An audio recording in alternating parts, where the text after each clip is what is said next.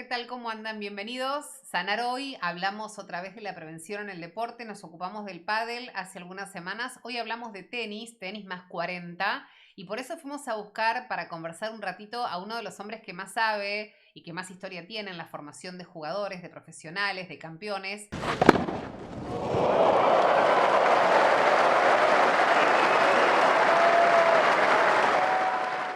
Vamos a enfocarnos en el tenis, en los más 40 y en la lesión más común o más frecuente que vos encontrás entre los que practican el deporte a partir de esa edad. La realidad es que a medida que ha ido pasando el tiempo, nos encontramos con personas de 40 o más 40 que Sí, cada vez están mejor físicamente porque al menos nuestro país y en nuestra zona eh, la gente le dedica mucho tiempo a salir a caminar, a ir al gym, a sentirse bien físicamente. Entonces nos encontramos con personas de más 40 que están muy bien de físico. Eh, las lesiones más comunes son contracturas, desgarros, codo de tenista, más difícil alguna lesión en el hombro. Eh, pero el tenis es un deporte muy generoso para eso. No hay roce, eh, un estado físico medio y un trabajo paulatino, uno debería poder transitarlo bien sin ningún tipo de problema físico. bien. Vamos a posicionarnos en la cancha. Llegamos a la cancha, estamos fríos, como se dice habitualmente, ¿no? Bien. ¿Qué es lo que sí o sí se tiene que incluir en un calentamiento para empezar a jugar y cuánto tiempo lleva esto? Y cuando tomo a mis alumnos, lo primero que les pregunto es cómo fue su semana, al que entrena una vez por semana, le pregunto cómo estuvo su semana, qué tiene destacado para contarme. Inmediatamente hacemos un mini tenis, que es un juego muy cortito, los dos muy cerca de la red, o sea que ahí no hay impacto casi, es solo moverse, que el cuerpo empieza a tomar un poco de temperatura, mientras tanto seguimos charlando, eso lo hacen hasta los jugadores profesionales para iniciar el juego o el entrenamiento. Y bueno, una vez que eso sucede, ya empezamos a trabajar en lo que tenemos que hacer, en los aspectos técnicos, en el peloteo, en el control, en lo que sea, ya desde el fondo de cancha, pero siempre con un trabajo muy paulatino. A medida que va pasando el tiempo, cada vez vamos intensificando el ritmo. Beto, ¿el estiramiento estático antes de jugar ayuda o puede perjudicar? Perdón, no te escuché. Estiramiento estático, perdón, te lo pregunté mal. Eh, no, la realidad es que cuando uno está frío, estirar no es lo más recomendable. A veces es preferible moverse un poco, sí trabajar las articulaciones, eh, alguna flexión como para acomodar un poco el cuerpo, pero ya cuando el cuerpo tomó un poco de temperatura, sí lo que es clave y fundamental es después del trabajo, sí elongar. Bien, bien, como en todo deporte. Y hablando de la alimentación, ¿qué conviene comer? ¿O conviene o no comer directamente antes de ir a jugar? Eh, eso es tan particular. A lo largo de mis 40 años como entrenador o como coach, ha habido de todo. Estaban los que recomendaban venir a entrenar ya desayunados, con una cierta dieta. Ahora últimamente se está utilizando mucho entrenar sin desayunar, cosa que no comparto demasiado. Quizás científicamente tenga fundamento, pero siempre me parece que empezar a hacer actividad de la mañana desayunando un huevo revuelto, no sé, un café, pero una tostada. Eh, y bueno, y después sí, cada uno hace sus dietas en base a lo que le va recomendando su nutricionista, obviamente. Bien, vamos a ir pasando por distintos temas vinculados a las lesiones, a la indumentaria del tenis, al tipo de cancha y también a tu historia personal, porque sos Bien. alguien que tiene mucho para contarnos después de casi 40 años, ¿no? En uno de los clubes más importantes de la República Argentina o el más importante. Dicho esto, vayamos directamente a las lesiones frecuentes. Vuelvo un toque con este tema. Beto, codo, rodilla, Sí. tobillo, espalda.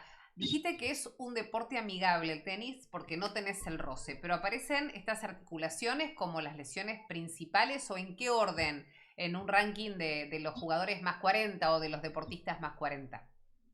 No, los más 40 por lo general lo que más tienen son alguna contractura, eh, dependiendo a veces por un cambio de raqueta o por un cambio de pelotas. No en mi caso, en mis clases, porque yo siempre trato de estar muy atento a eso, pero por ahí van a jugar algún torneo y juegan con pelotas diferentes a las que entrenamos, pelotas más duras, pelotas más blandas, más rápidas, eh, o cambian la cuerda, o juegan una raqueta hermosa, pero que no es para ellos. Entonces eso termina generando una contractura en el antebrazo o un codo de tenista, lesión que cuesta mucho curar, o una tendinitis en la muñeca, pero lo más normal no pasa de una contractura. eh, y bueno, y después si ya el entrenamiento es un poco más intenso, ahí podemos empezar a tener algún problema con el tiempo, con alguna articulación, con el codo, la muñeca, el hombro. Bien. Hablaste, me llamó la atención porque yo ahora te iba a preguntar de las zapatillas y las raquetas, pero hablaste de las pelotas. No pensé que había ahí una cuestión importante también. Sí, claro, las pelotas, hay muchas marcas de pelotas, eh, y con diferentes características. Entonces, hay algunas pelotas que después de usarlas unos games se ponen, nosotros decimos muy peludas, como Ujú. si fuesen una oveja, se ponen muy gorditas, y hay otras que mantienen eh, su forma o se ponen muy peladitas y se ponen muy rápidas. Entonces, eso, después de un tiempo, a la larga puede influir en obviamente va a influir en el juego. Uno se tiene que ir adaptando a medida que va pasando el game, porque los jugadores profesionales cambian las pelotas cada 9 games, pero el jugador amateur no, entonces arranca con una pelota nueva y después de 1 hora y media termina jugando con una pelota muy pelada o muy peluda, y el efecto es la raqueta es otro. Entonces, a veces ese tipo de situaciones generan alguna contractura en el antebrazo o una molestia en la muñeca o en el hombro. Bien, sin ánimo de promocionar ninguna marca, ¿hay alguna en especial que pueda sugerir, digamos, como pelotas que evitan ser peludas o peladas después de un rato? No, hay muchas marcas, y la realidad es que si dijera alguna marca, Ok. inmediatamente me iban a decir algo. Oh, Entonces, bien, pero perfecto. la realidad es que hay pelotas con ciertas características y pelotas con otras características. Bien. Eh, Nosotros, por ejemplo, usamos una pelota, una marca, y cambié el modelo.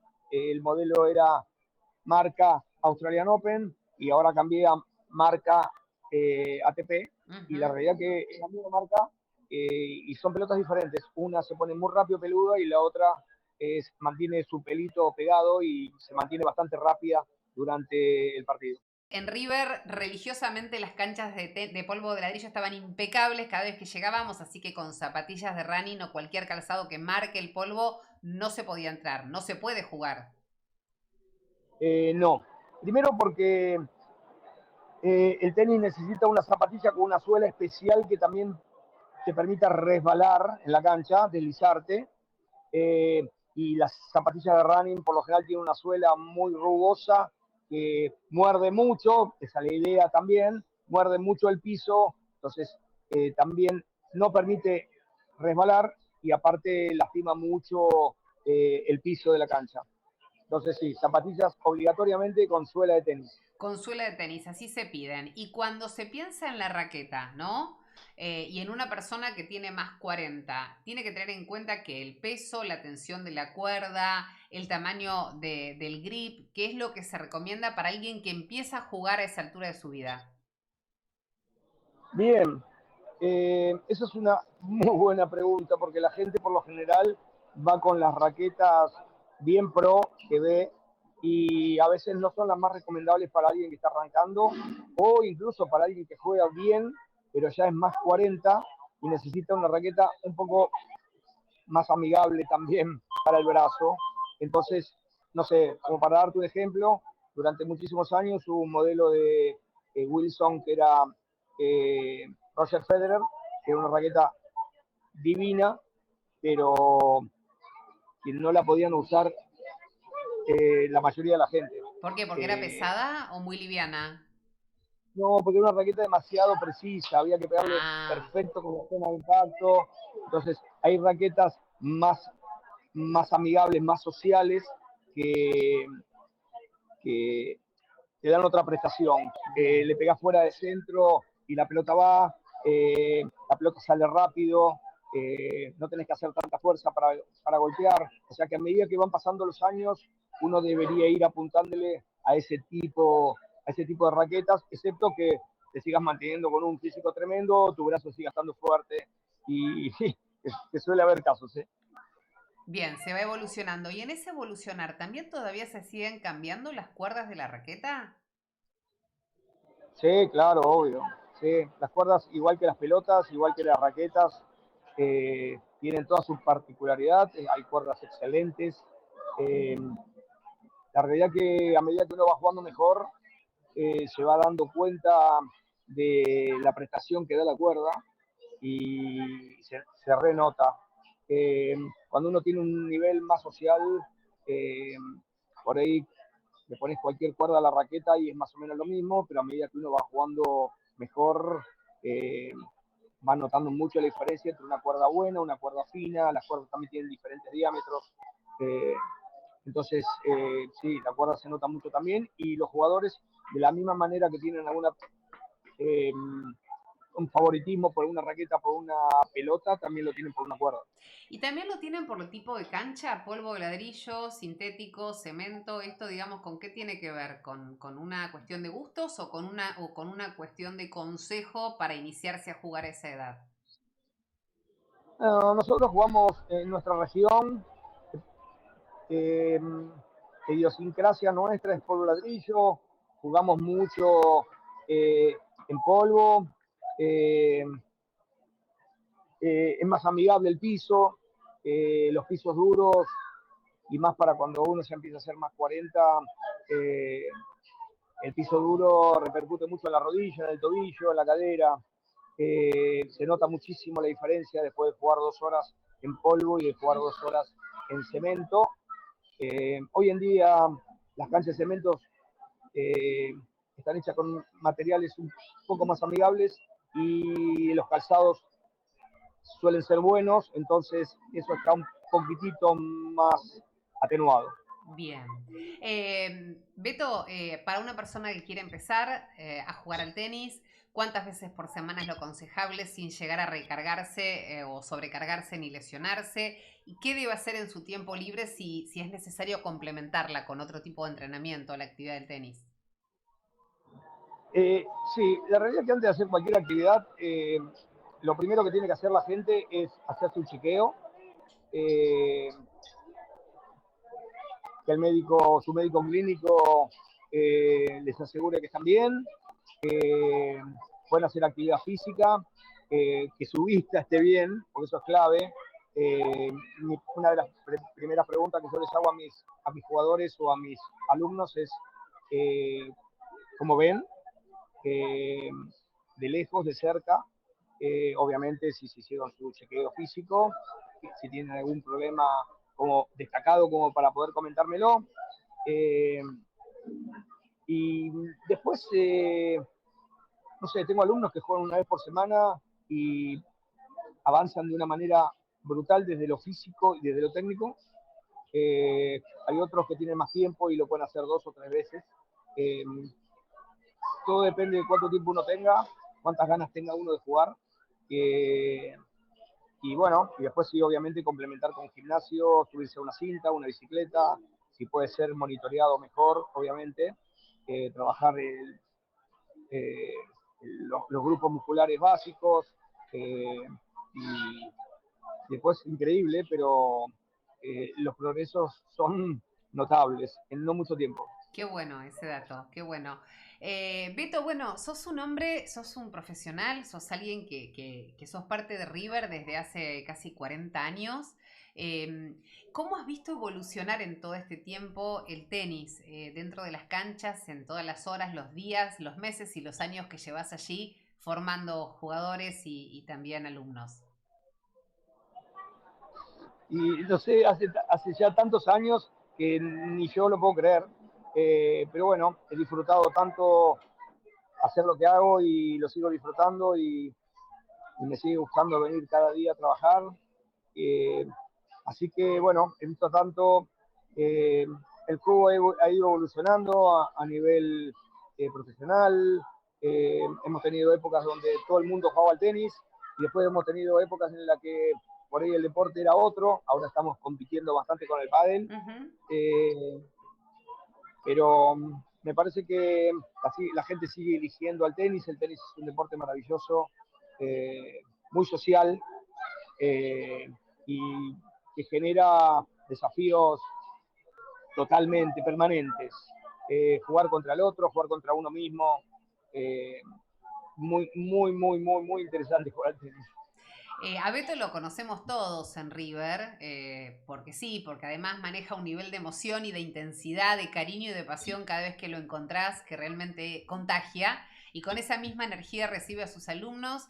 Y con esa misma energía jugás, vos tenés tiempo para jugar, porque yo siempre te veo coordinando, capitaneando, armando los grupos, sabiendo la historia de cada uno de los chicos que está allí jugando o de las personas adultas. Jugué mucho, mucho tiempo. Eh, Ahora hace mucho que no juego. Eh, Qué sé yo, elegí los fines de semana empezar a quedarme en mi casa, eh, y disfrutar desde ese lugar, pero no descarto volver a jugar. Siempre estoy tentado, siempre que puedo me prendo a jugar con algún alumno mío y a pelotear. Trato de mantenerme siempre en forma y que mis tiros sigan fluyendo, así que no descarto volver a jugar. Sí, siempre está esa llamita prendida como para arrancar otra vez. ¿Qué te sigue emocionando del tenis, Beto? Eh, Me emociona mucho ver los progresos de mis jugadores y de los alumnos, y verlos que disfrutan de lo que hacen. Eh, mm, Me emociona mucho verlos ganar. Eh, eh, Qué sé yo, me emociona todo. Estoy un poco más grande, así que me emocionan muchas cosas ahora. Es un tema ese. Bueno, pero eso es lindo porque habla de la sensibilidad que Sí, uno tiene y obvio, de todo lo que obvio, nos trajo hasta acá, ¿no? sin duda. Son todos sentimientos y son sentimientos hermosos, así que, pero sí, eh, me emociona mucho verlo jugar y disfrutarlo y ganar y obviamente y poder compartirlo conmigo. Disfruto mucho de lo que hago. ¿Cuántos alumnos y cuántos jugadores, ¿no? A lo largo de las décadas. Muchísimos, increíble, muchísimo. No. Me doy cuenta cuando aparecen en situaciones como la que te contaba antes, que de golpe aparece alguien en la cancha y lo veo de lejos o la veo de lejos y, y cuando se me acercan me dicen quiénes son y digo, no puedo creer, increíble, ya pasaron 30 años, ya pasaron 30 y pico, y me tuviste a mí cuando yo tenía 8 y 9 y me acuerdo siempre de vos, gente que se fue a vivir afuera, no, es maravilloso, son las cosas increíbles que deja, no sé, este trabajo para mí. Beto, ¿cómo fue el primer día de todos estos años? ¿Cómo empezó esta vinculación tuya en el tenis y en River? Empezó porque yo jugaba al tenis en River, representaba al club, y cuando terminé el colegio, el que era el director de tenis en ese momento, o sea, la posición que tengo yo ahora, que es un gran amigo mío, que se llama Palito Fidalgo, el profesor de Gaby Sabatini, entre tantísimas otras cosas que ha hecho Pablo en su vida. Eh, bueno, no sé, me habrá visto pasta o algo y me ofreció que hiciera el curso de entrenador y que me viniera a trabajar con él. Así que bueno, ahí arranqué, no sé, tendría 19 años y, y arranqué con él a trabajar. Empecé a trabajar en un club que estaba acá cerca, en unas canchas, y después al poco tiempo me dijo, Beto, quiero que te vengas a River conmigo. Y bueno, y ahí arrancó todo como un juego. No tenía mucha conciencia de lo que estaba haciendo. Me acuerdo que mi papá me dijo, tenía algunas opciones de trabajo y mi papá, cuando le dije a River, me dijo, olvídate, descartar todo lo demás, andate a trabajar a River, las otras opciones en dinero eran mucho mejores, pero mi papá un sabio me dijo, andate a trabajar a River, y bueno, como la mayoría de las veces le hice caso a mi papá, y, y bueno, mal no fue, llevo una vida acá, conocí a mi mujer acá, que también es entrenadora en el club, mis hijos crecieron acá, tienen 28 años, siguen jugando para River, así que no puedo pedir más. El corazón atravesado por River y una historia de vida forjada en una cancha de tenis, ¿no? Totalmente. Y Sí. esas cosas, digo, son como cuando uno las mira, ¿cómo no sensibilizarse con eso? ¿Cómo no te vas a sensibilizar? No, sin duda, obvio, claro. Sí, soy muy consciente de eso y cada vez que entro al club a trabajar lo recuerdo. ¿Hay alguna anécdota que quieras o que te acuerdes, viste que uno le piden anécdotas y en tantos años es difícil registrar alguna, pero por ahí algo que te guste contar o que tengas así, digamos, en mente, que te resulte divertido, que te resulte emotivo, que te resulte tragicómico? Es tremendo. No, imagínate, en tantos años tengo mil anécdotas, pero me acuerdo mucho de una, porque fue muy divertida. Yo hacía no mucho que trabajaba en el club. Palito, mi amigo y mi director en ese momento, era entrenador de Gaby Sabatini. Gaby había ido a jugar Roland Garros, increíble. Y yo estaba trabajando en el club y viene un periodista de Canal 11 en esa época, O o sea, Canal 13, ah, Canal 13, un programa que daban al mediodía, que lo veía todo el mundo. Te estoy hablando de los años 80 y pico, ¿eh? sí, Y lo dirigía el papá de Andino, ok. bien, y había un periodista que hacía exteriores, conocidísimo, que bueno, debería acordarme, pero no me lo acuerdo. Bueno, No importa. el tema es que Gaby jugaba a la tarde, Roland Garros, semifinal contra Chris Evert, y el periodista este viene a buscar a Palito, al club, y me encuentra a mí en la cancha, tingui, dando clases, y me dice, ¿Palito dónde está? No está. Tengo que hacer una nota ya porque sale al mediodía, tengo que hacer una nota sobre Gaby, que juega hoy a la tarde. Y bueno, no sé, llamar a Palito. No, te la hago a vos. Eh, a mí, bueno. Entonces, el periodista trae la cámara, me pone ahí en la cancha, yo con mi raqueta. Obviamente yo entrenaba a Gaby, porque Palito era el entrenador, y cuando Palito no podía ir o algo, iba yo. Tengo una relación con Gaby, con la familia Sabatini de toda la vida, y digo, bueno, dale, ojo que yo no soy el entrenador de Gaby Sabatini, aclaralo, yo solamente trabajo en River, te contesto lo que vos necesites, etcétera, bien. Bueno, lo anecdótico fue que salió la nota, todo perfecto, en la parte que yo encima digo en la nota, bueno, quiero aclarar que yo no soy el entrenador de Gaby Sabatini, el entrenador de Palito Fidalgo, etcétera. Obviamente esa parte no apareció en la nota, estaba cortada. y, y bueno, obviamente en el pie de la pantalla, Beto Besada, primer entrenador de Gaby Sabatini, Ay, ay, ay. tremendo. Yo cuando lo vi, claro, yo terminé de trabajar a mediodía, me fui a una tele, me puse a ver el programa porque digo, voy a salir, y cuando vi eso me quería morir. Entonces empezaron a llamar por teléfono al Qué periodista para decirle, saca desesperante. esto, por favor. Bueno, llamando a mi amigo para explicarle Palito, yo dije que no era el entrenador, y obviamente Palito fue una anécdota muy divertida, y lo volvimos a ver de nuevo varias veces al periodista de nuevo, porque vino por otros temas al club, y, bueno, y siempre nos reíamos cada vez que nos encontrábamos. Esa fue una anécdota Es muy buenísima. divertida. Y yo Obviamente, lo entiendo al Gaby, periodista, no está bien lo que hizo, pero lo entiendo también. oh, me Pero imagino. pobre, qué momento difícil. Qué lindo, ¿no? Haber estado jugando o entrenando con Gaby, ¿no? Que es nuestra referente, esta mujer que tanto admiramos, que tanto queremos, que pensar que pasó por ahí, ¿no? Por esas mismas canchas y con ustedes. Increíble. Sí, claro, fue una experiencia maravillosa, y encima desde compañerito al principio, y después por muy poquito tiempo, hasta que ella se fue a entrenar con un entrenador chileno. eh, bueno, la acompañaba y la ayudaba en los entrenamientos, y charlábamos mucho.